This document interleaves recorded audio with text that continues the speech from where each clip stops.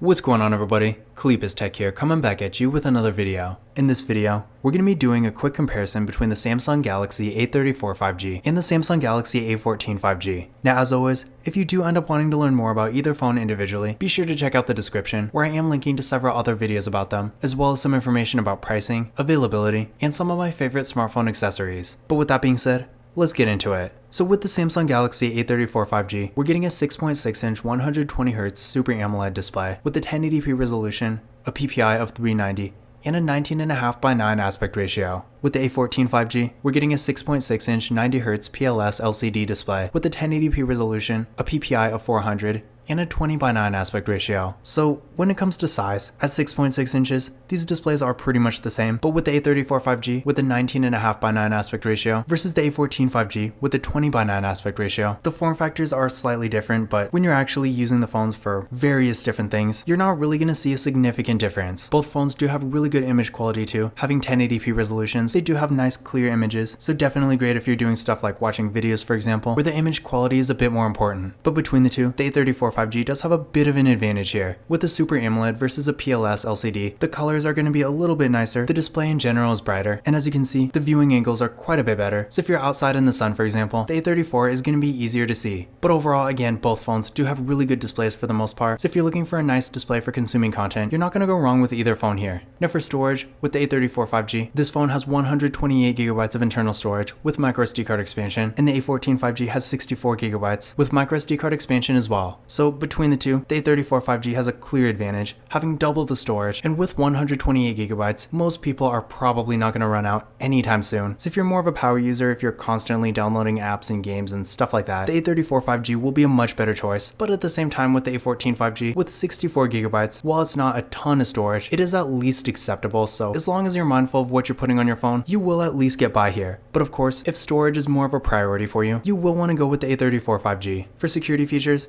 both phones have Face Unlock, and they both have fingerprint scanners. With the A34 5G, it's right here in the display, so definitely nice and premium. And with the A14 5G, it's on the power key. But starting with the A34 5G, let's give them a try. There we go, one more time. And there we go. And now for the A14 5G. There we go, one more time. And there we go. So as you can see, they were both real fast and responsive, no issues at all. And again, remember, both phones have Face Unlock too, so if you want to use that instead, you always can. Now for the camera setups, with the Samsung Galaxy A34 5G, we got a 13 megapixel selfie camera. Then on the back, we got a triple camera setup with a 48 megapixel main camera, an 8 megapixel ultra wide camera, and a 5 megapixel macro camera. And then for video, this phone can record 4K videos in both the rear and front cameras, so definitely nice to see. With the A14 5G, up front, we also have a 13 megapixel selfie camera here. Then on the back, we got a triple camera setup with a 50 megapixel main camera, a 2 megapixel macro camera, and a 2 megapixel depth sensing camera. And for video, the A14 5G does max out at 1080p in both the rear and front cameras, so unfortunately no 4K here. So when it comes to features, the camera setups here are actually pretty similar, except again, with the A34 5G, this phone does have an ultra wide camera, whereas unfortunately, despite at least having a macro camera, the A14 5G doesn't have an ultra wide camera. So if you want to get those wider angles, the A34 5G will have an advantage there. This is definitely useful if you're on vacation, for example, maybe taking skyline photos, scenery things, group photos, definitely a lot of things you can use an ultra wide camera for, so it's really too bad the A14 5G doesn't have one. But all the same, both phones do take really good photos, although I would definitely say the A34 5G has the better all around camera between the two. The A14 5G is not half bad either, so for more casual users, if you want to get nice regular photos, either phone will be a great choice. Now to give you an idea of what they can do, first, here's some pictures taken with the Samsung Galaxy A34 5G. Overall, definitely great quality here, maybe not quite as good as a much higher end phone, but I want to say for most people, the quality is really going to be pretty much as good as you need for stuff like Instagram, for example, and really any kind of social media for that matter, and then stuff like Snapchat, sending photos to friends and family. For that kind of activity, the photo quality here is more than enough. And again, remember, this phone can record 4K videos, so that definitely helps too. And then here's some pictures taken with the A14 5G. Again, definitely really good photo quality. Again, I do think the A34 5G is a bit better, but in general, the A14 5G is still really good too, as you can see. So for more casual use, it definitely will get the job done.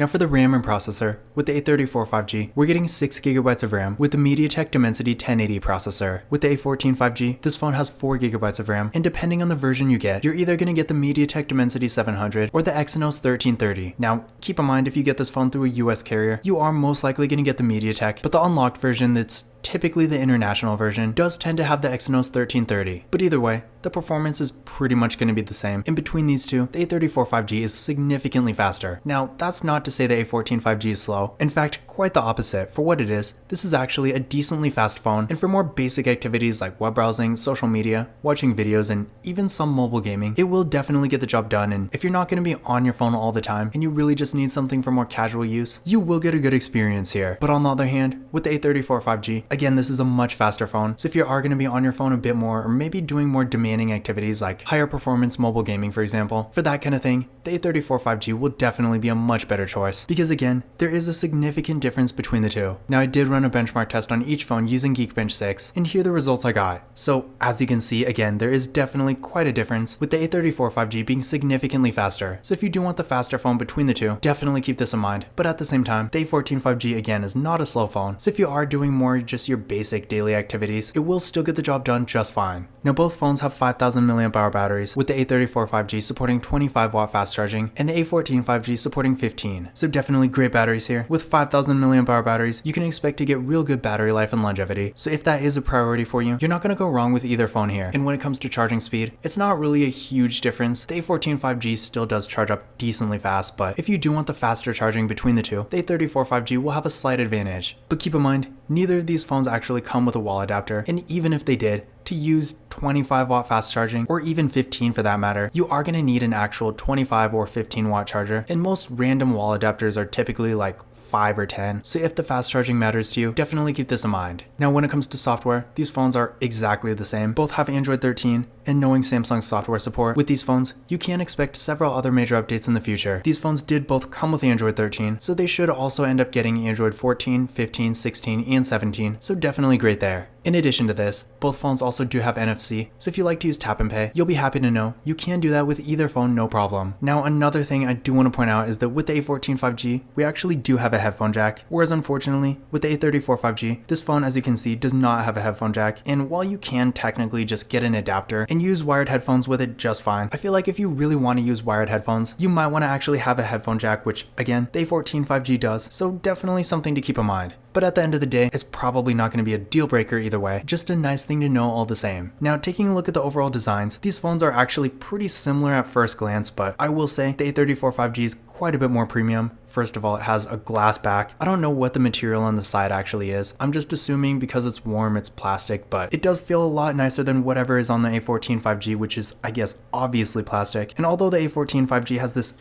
interesting texture on the back, the matte glass on the A34 5G is quite a bit better. And in general, if you are after a more premium looking and feeling device, the A34 5G will have a huge advantage. But at the same time, the build quality with the A14 5G is at least decent, so you're not going to go wrong here either, especially if you put a case on it, because both phones do have a pretty good amount of weight to them. So although the A34 5G is clearly more premium, both phones are built pretty well. But in conclusion, which of these phones is better? In general, in pretty much every way, the Samsung Galaxy A34 5G is the better device here. While the displays are pretty similar, the image quality with the A34 5G is significantly better because of the Super AMOLED display. It also has double the storage, a nicer looking, more premium fingerprint scanner, which granted isn't really a reason to get one phone over the other, at least not in my opinion. But at the same time, still worth noting. And for that matter, the A34 5G is just more premium in general. It also has a significantly better camera that can record 4K videos, does have an ultra-wide camera, and just takes slightly better pictures. It has slightly better fast charging, and it is significantly faster too. On the other hand though, the A14 5G is really not a bad phone, and for the average user, if you're looking for something for more basic activities and you just don't need a super fancy processor, a ton of camera features, a bunch of storage, or a more premium device overall, and you really just need something to get the job done and not a whole lot else, the A14 5G is definitely great for that. And keep in mind, this phone at full retail price is around $199, and if you're in the US, carriers do have a ton of good deals on it, so depending on where you actually get it, you could end up paying quite a bit less. On the other hand, the A34 5G goes for around $327, and while that's definitely not a bad price at all for what you get, keep in mind this phone is not officially launched in the US, or at least as far as I know, so you will have to get it factory unlocked, which again is not really bad considering it's a $300 phone that has really good performance, a really nice display, a great camera and a really good battery and all kinds of other things. So in general, definitely not a bad deal. But at the same time, you're not going to be getting this phone for free or anything. Whereas again, with the A14 5G, the carrier deals in the US are definitely good. So on one hand, if you're after something more economical and you really just need something for more basic activities, the A14 5G will be a much better choice. But if you want to maximize the value and features you get for the money, the A34 5G will have an advantage. But this concludes my comparison between the Samsung Galaxy A34 5G and the Samsung Galaxy A14 5G.